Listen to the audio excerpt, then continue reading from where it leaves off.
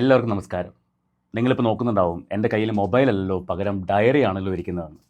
അതെ, അറിഞ്ഞു കാണും. ബിഗ് ബോസ് മലയാളം സീസൺ 8 മുൻപായിട്ടുള്ള അഗ്നി പരീക്ഷ ഇന്നലെ രാത്രി മുതൽ തുടങ്ങിയിട്ടുണ്ട് ഹോട്ട്സ്റ്റാറിൽ. ടി വിയിൽ ഇന്ന് മുതലാണ് ടെലികാസ്റ്റ് ചെയ്യുന്നത്.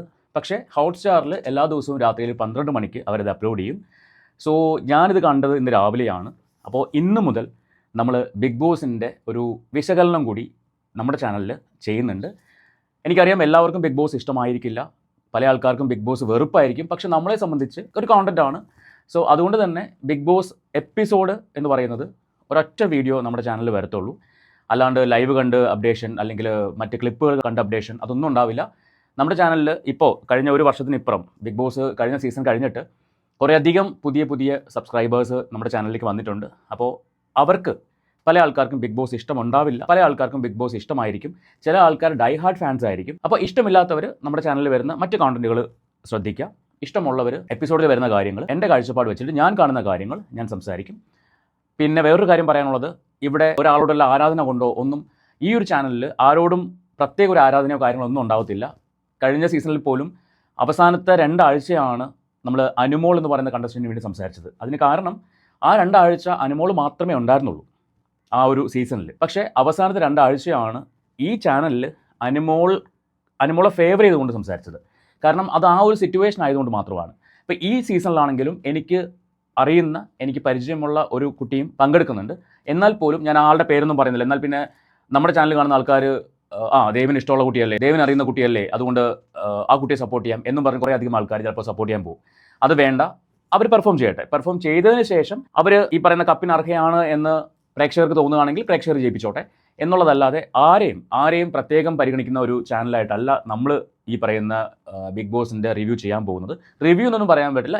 ഞാൻ കാണുന്ന ബിഗ് ബോസ് എന്താണോ അതായിരിക്കും നിങ്ങളുടെ മുന്നിൽ അവതരിപ്പിക്കുന്നത്. ഇന്നലത്തെ എപ്പിസോഡിനെ കുറിച്ച് പറയുന്നതിന് മുൻപ് തന്നെ 1-2 കാര്യങ്ങൾ പറഞ്ഞോട്ടെ. ബിഗ് ബോസ് കണ്ടു കഴിഞ്ഞാൽ നമുക്കുണ്ടാകുന്ന ഗുണങ്ങൾ എന്തൊക്കെയാണ്? ഇപ്പോൾ ഞങ്ങളെ സംബന്ധിച്ച്, ഇപ്പോൾ ഈ റിവ്യൂ ചെയ്യുന്ന ആൾക്കാരെ സംബന്ധിച്ച് കിട്ടുന്ന ബെനിഫിറ്റ് എന്ന് പറയുന്നത് നിങ്ങൾക്ക് അറിയാം, മോണിറ്ററി ബെനിഫിറ്റ് ഉണ്ട്. ഇനി പ്രേക്ഷകർ കാണുന്നവർക്ക് ഉണ്ടാകുന്ന ഗുണം എന്ന് പറയുന്നത്, ഒരു എൻ്റർടൈൻമെൻറ്റ് ഷോ ആയിട്ട് മാത്രം കാണുന്നവർക്കാണെങ്കിൽ ഒരു എൻ്റർടൈൻമെൻറ്റ് ഷോ ആയിരിക്കും അത്.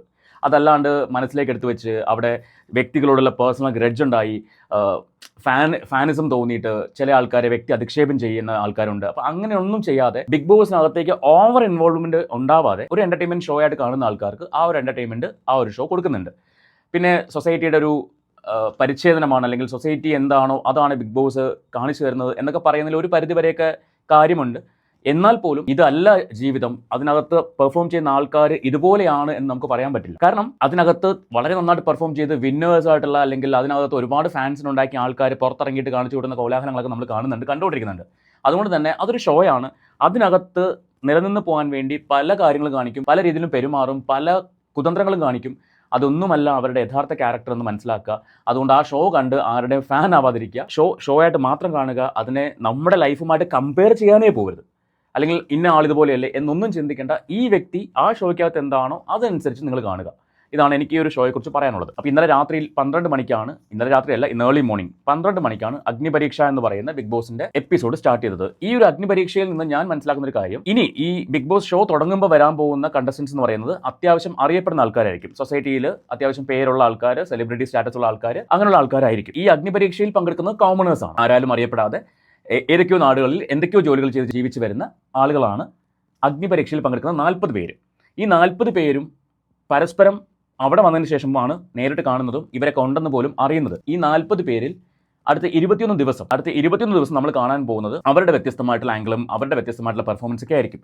അതിൽ നിന്ന് കുറേയധികം ആൾക്കാരെ ഇഷ്ടപ്പെടാം. അപ്പോൾ ഈ 21 ദിവസം കൊണ്ട് പ്രേക്ഷകരുടെ മനസ്സിലേക്ക് കയറാൻ സാധ്യതയുള്ള ആളുകളാണ് ഈ 40 പേരിൽ നിന്ന് വരുന്നത്. അതിൽ നിന്ന് കുറച്ച് പേര്, ഒരു 5-6 പേര് മാത്രമാണ് എപ്പിസോഡിലേക്ക് വരുന്നത്.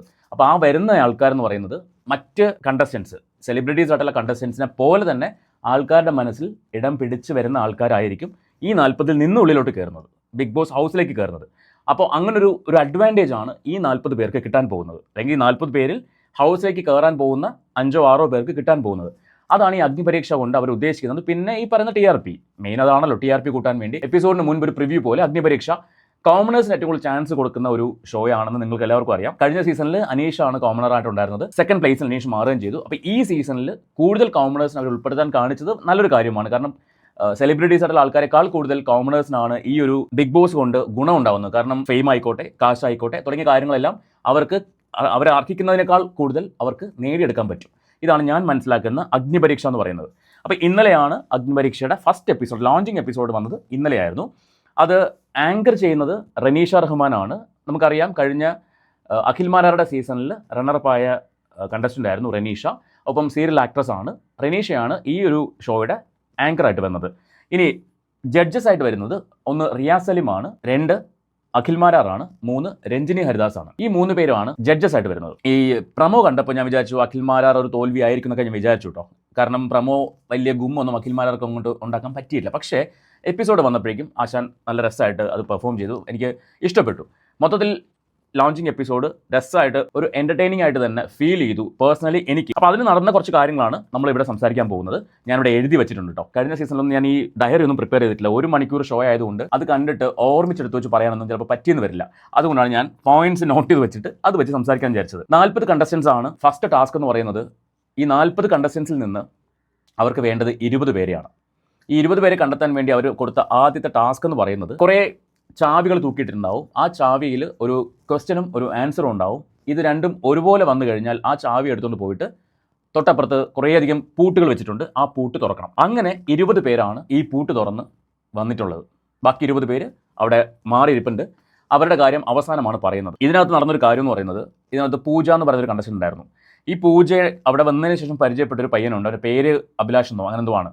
അപ്പോൾ ഈ പൂജ ഈ അഭിലാഷിനെ വിശ്വസിച്ചുകൊണ്ട്, അഭിലാഷ് ചോദിച്ചു താക്കോൽ ഞാൻ തുറന്നു തരാമെന്നോ പറഞ്ഞിട്ട് പൂജ താക്കോൽ കൊടുത്തു. താക്കോൽ കൊടുത്തപ്പോൾ അഭിലാഷ് അത് തുറക്കാൻ നോക്കുന്നു. ഈ സംഭവം ജാമായിപ്പോയി. ശരിക്കും പൂജയുടെ കയ്യിലാണ് ഈ പറയുന്ന താക്കോൽ കിട്ടിയത്, പൂജയുടെ കയ്യിലാണ് ക്ലൂവും കിട്ടിയത്, ആൻസറും കിട്ടിയത്. എന്നാൽ അഭിലാഷിന് ക്ലൂ ആൻസറും കിട്ടിയിട്ടില്ല. താക്കോൽ അഭിലാഷിന്റെ കയ്യിലേക്ക് വന്നു. അങ്ങനെ വന്നപ്പോഴേക്കും ക്ലൂ ആൻസറും കിട്ടാത്തത് കൊണ്ട് ഈ പറയുന്ന ആ വ്യക്തി, ഈ പൂജയുടെ കയ്യിൽ നിന്ന് താക്കോൽ വാങ്ങിച്ച വ്യക്തി പുറത്താവുകയും പൂജയ്ക്ക് പൂട്ട് തുറക്കാതെ തന്നെ അകത്തേക്ക് കയറാനുള്ള 20 പേരിൽ ഒരാളായിട്ട് മാറാനുള്ള അവസരം കിട്ടി. അപ്പോൾ അതിൽ നിന്ന് മനസ്സിലാക്കാവുന്ന കാര്യം, അർഹതപ്പെട്ട കാര്യം എന്തു തന്നെയാണെങ്കിലും നമ്മളിലേക്ക് വന്നു ചേരുന്നുള്ളതാണ്. അപ്പോൾ ഇതാണ് ഉണ്ടായ ആദ്യത്തെ ഒരു ഇൻസിഡൻറ്റ്. അവിടെ പൂജ ഞാൻ പോകത്തില്ല എന്നൊക്കെ പറഞ്ഞിട്ട് അവിടെ വാശി പിടിച്ച് നിന്നു. അതായത് താക്കോൽ ഇവരുടെ ഇല്ല. ഇവരുടെ ക്ലൂവും ആൻസറും മാത്രമേ ഉള്ളൂ. ക്ലൂ കാർഡും ആൻസറും മാത്രമേ ഉള്ളൂ. താക്കോലും മറ്റേ പയ്യൻ്റെ കയ്യിലാണ്. എന്നാൽ അവൻ്റെ കയ്യിൽ ക്ലൂ കാർഡും ആൻസറും ഇല്ല. ഓക്കെ, അപ്പോൾ അത് ഈ പൂജയ്ക്ക് കിട്ടിയ താക്കോൽ അവന് കൊടുത്തതാണ്. അവൻ വാങ്ങിച്ചു. അവിടെ ഒരു ചതിയാണ് നടന്നത്. ബിഗ് ബോസ് അങ്ങനെയാണ്. ആക്ച്വലി തുടക്കത്തിൽ തന്നെ അങ്ങനെ ഒരു ചതി അവിടെ സംഭവിച്ചു എന്നുള്ളതാണ്. പൂജ ഉൾപ്പെടെ 20 പേര് അകത്തേക്ക് കയറി അവരെ 3 ടീമാക്കി മാറ്റി. ഈ 3 ടീം എങ്ങനെയെന്ന് ചോദിച്ചു കഴിഞ്ഞാൽ, 1 റിയാസ് സലീമിൻ്റെ ടീം, 1 രഞ്ജിനി ഹരിദാസിൻ്റെ ടീം, 1 അഖിൽ മാരാരുടെ ടീം. ഇങ്ങനെ 3 ടീമായിട്ട് അവർ തന്നെ ആൾക്കാരെ ചൂസ് ചെയ്തു. അവർ തന്നെ കണ്ടസ്റ്റൻസിനെ ഓരോരുത്തരായിട്ട് പിക്ക് ചെയ്തിട്ട് 3 ടീമാക്കി മാറ്റി. അതിൽ 2 ടീമിൽ 7 പേര് വെച്ചും 1 ടീമിൽ 6 പേര് വെച്ചുമാണ് ഉണ്ടായിരുന്നത്. റിയാസ് സലീമിന്റെ ടീമിൽ വരുന്നത് ഒരു RJ അനഖയുണ്ട്, ക്ലബ് FM-ന്റെ RJ ആണ്. പിന്നെ രാഷ പാലത്തിങ്കൽ എന്ന് പറഞ്ഞ കുട്ടി, പൂജ, ഷിബിന, അഭിറാം, ആസിയ നൗറീൻ, പ്രണവ്, ഇത്രയും പേരാണ് റിയാസ് സലീമിന്റെ ടീമിൽ വന്നത്. പിന്നെ നടന്നത് എന്താണെന്ന് ചോദിച്ചു കഴിഞ്ഞാൽ, ഇവർക്കൊരു ടാസ്ക് കൊടുത്തു. ടീമിനെ ഡിവൈഡ് ചെയ്തതിനു ശേഷം അവിടെ പെൻഡന്റ് കൊണ്ടുവച്ചിട്ടുണ്ടായിരുന്നു. അതായത് ഇൻഫിനിറ്റി പെൻഡന്റ് എന്ന് പറയും. ഈ ഇൻഫിനിറ്റി പെൻഡന്റിന് എന്തൊക്കെയോ പ്രത്യേകതകളുണ്ട്, ശക്തികളുണ്ടെന്നൊക്കെയാണ് ആങ്കർ അവതരിപ്പിച്ചത്. ഈ ഇൻഫിനിറ്റി പെൻഡന്റ് ഈ 3 ടീമിൽ നിന്ന് 3 പേർക്കേ കിട്ടത്തുള്ളൂ. അതായത് ഇവരോരോ ടാസ്ക് കൊടുക്കും. ഈ ടാസ്കിൽ ജയിക്കുന്ന വിന്നർക്കാണ് ഈ പെൻഡന്റിന് അർഹതയുള്ളത്. ഓക്കെ, അപ്പോൾ ഈ 7 പേർക്ക് കൊടുത്ത ഫസ്റ്റ് ടാസ്ക് എന്ന് പറയുന്നത് ഒരു പിരമിഡ് ഉണ്ടാക്കുക എന്നുള്ളതാണ്. കപ്പും സ്കെയിലുമാണ് അതിന് വേണ്ടി ഉപയോഗിക്കേണ്ടത്. ആദ്യത്തെ ഒരു കപ്പ് വയ്ക്കുക, അതിൻ്റെ മേളിൽ സ്കെയിൽ വയ്ക്കുക, അതിൻ്റെ മേളിൽ വീണ്ടും 2 കപ്പ് വയ്ക്കുക, സ്കെയിൽ വയ്ക്കുക, 3 കപ്പ് വയ്ക്കുക, സ്കെയിൽ വയ്ക്കുക, 4 കപ്പ് വയ്ക്കുക, സ്കെയിൽ വയ്ക്കുക, 5 കപ്പ് വയ്ക്കുക, സ്കെയിൽ വയ്ക്കുക, 6 കപ്പ് വയ്ക്കുക, സ്കെയിൽ വയ്ക്കുക. അങ്ങനെ 6 ലെയർ ഒരു പിരമിഡ് ഉണ്ടാക്കുക. ആ പിരമിഡ് ഉണ്ടാക്കിയതിൽ നിന്ന് ഒരാളെയാണ് ഈ പറയുന്ന ഇൻഫിനിറ്റി പെൻഡന്റ് കിട്ടാൻ വേണ്ടി ചൂസ് ചെയ്യുന്നത്. അത് ഏറ്റവും നന്നായിട്ട് പിരമിഡ് ഉണ്ടാക്കിയത് പ്രണവായിരുന്നു. റിയാസ് സലീമാണ് വിന്നറെ ചൂസ് ചെയ്തത്.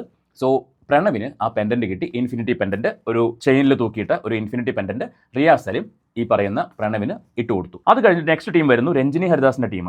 അതിനകത്ത് വന്നത് നയൻ ബാലകൃഷ്ണൻ, സാബിര ഷെരീഫ്, അമൃത, വർഷ, അന്ന വിജി, രചന, അമൃത ടി ആന്റണി, പാർവതി, ഇത്രയും പേരാണ് രഞ്ജിനി ഹരിദാസിന്റെ ടീമിൽ നിന്ന് വന്നത്. ഈ ടീമിൽ ഇവർക്ക് കിട്ടിയ ഗെയിം എന്ന് പറയുന്നത്, ഇവരിൽ നിന്നും ഒരാളെ ചൂസ് ചെയ്യണം. അപ്പോൾ ഇവർക്ക് കിട്ടിയ ഗെയിം എന്ന് പറയുന്നത് ഇൻ ഔട്ട് ഗെയിം എന്ന് പറയും. അതായത് ഒരു റൗണ്ട്, ഇപ്പോൾ 7 പേരുണ്ട്, 7 റൗണ്ട് വെച്ചിട്ടുണ്ട്. ഈ 7 റൗണ്ടിന്റെ അകത്ത് നിന്നിട്ട് റനീഷ, റിയാസ്, രഞ്ജിനി ഹരിദാസ്, അഖിൽ മാരാർ, ഈ 4 പേര് വിളിക്കുമ്പോൾ ഓരോരുത്തരുടെ പേര് വിളിക്കുമ്പോഴേക്കും ഫ്രണ്ടിലേക്ക് ചാടുക, അടുത്ത ആളുടെ പേര് വിളിക്കുമ്പോൾ ബാക്കിലേക്ക് ചാടുക, അടുത്ത ആളുടെ പേര് വിളിക്കുമ്പോൾ സൈഡിലേക്ക് ചാടുക, അടുത്ത ആളുടെ പേര് വിളിക്കുമ്പോൾ ഇങ്ങോട്ട് ചാടുക. ഇങ്ങനെ ചാടി അത് തെറ്റിക്കുന്ന ആൾക്കാർ പുറത്തു പോകും. അങ്ങനെ ആ ഗെയിം വിൻ ചെയ്തത് പാർവതിയായിരുന്നു. പാർവതിക്ക് ഇൻഫിനിറ്റി പെൻഡന്റ് കിട്ടി. മൂന്നാമത് അഖിൽമാരാർ ടീമാണ് വന്നത്. അതിനകത്ത് വന്ന ആൾക്കാരെന്ന് പറയുന്നത് എൽഡോ ജോർജ്, അമൽ മോഹൻ, ഷിജിൻ, വിജു തോമസ്, ഷാനു തോമസ്, അപർണ. ഈ 6 പേരാണ് അഖിൽമാരാർ ടീമിൽ വന്നത്. ഈ 6 പേർക്ക് കിട്ടിയ ഗെയിം എന്ന് പറയുന്നത് ബോൾ ബൗൺസിങ് ടു കപ്പ്. അതായത് ടേബിളിൻ്റെ പുറത്ത് ഒരു ബൗളിനകത്ത് ബോൾ വെച്ചിട്ടുണ്ട്, ഒരു കപ്പ് വെച്ചിട്ടുണ്ട്. ഈ ബോൾ എടുത്തിട്ട് ടേബിളിൽ ടച്ച് ചെയ്ത് ബൗൺസ് ചെയ്തിട്ട് ഒറ്റ ബൗൺസിങ്ങേ പാടുള്ളൂ, നേരെ കപ്പിനകത്തേക്ക് ഇടണം. അങ്ങനെ ഏറ്റവും കൂടുതൽ ബോൾ കപ്പിനകത്ത് ഇട്ട വ്യക്തിയാണ് ഈ ഗെയിമിൽ വിൻ ചെയ്യുന്നത്, ഈ ടാസ്കിൽ വിൻ ചെയ്യുന്നത്. അത് വിൻ ചെയ്തത് ഷിജിൻ ആയിരുന്നു. പെൻഡന്റ് ഷിജിന് കിട്ടി. ബാക്കി എല്ലാവരും ഡേഞ്ചർ സോണിലേക്ക് മാറി. അതായത് ഈ ഗെയിമിൽ ഈ ടാസ്കുകളിൽ തോറ്റ ആൾക്കാർ കംപ്ലീറ്റ് ഡേഞ്ചർ സോണിലേക്ക് മാറി. അപ്പോൾ 8 പേരോളം ഡേഞ്ചർ സോണിൽ വന്നു. ബാക്കിയുള്ളവർ അവിടെ സ്റ്റിൽ എക്സിസ്റ്റ് ചെയ്യുന്നുണ്ട്. പിന്നെ സംസാരിച്ച കാര്യം എന്ന് പറയുന്നത് പുറത്തിരിക്കുന്ന ആൾക്കാരെ കുറിച്ചായിരുന്നു. ഇതിനകത്ത് രഞ്ജിനി ഹരിദാസിന്റെ ടീം വന്നപ്പോൾ ഒരു സംഭവം ഉണ്ടായി. അതിനകത്ത് ഒരു കണ്ടസ്റ്റന്റ്, ഞാൻ പേരൊന്നും പറയില്ല, നിങ്ങൾ എപ്പിസോഡ് കാണുമ്പോൾ മനസ്സിലാവും. ആ കണ്ടസ്റ്റന്റിനോട് രഞ്ജിനി ഹരിദാസ് ചോദിച്ചു, ആരാണ് ഏറ്റവും കൂടുതൽ കഴിഞ്ഞ ഇത്രയും സീസണുകളിൽ ഏറ്റവും കൂടുതൽ ഇഷ്ടപ്പെട്ടത് ആരാണെന്ന് ചോദിച്ചു.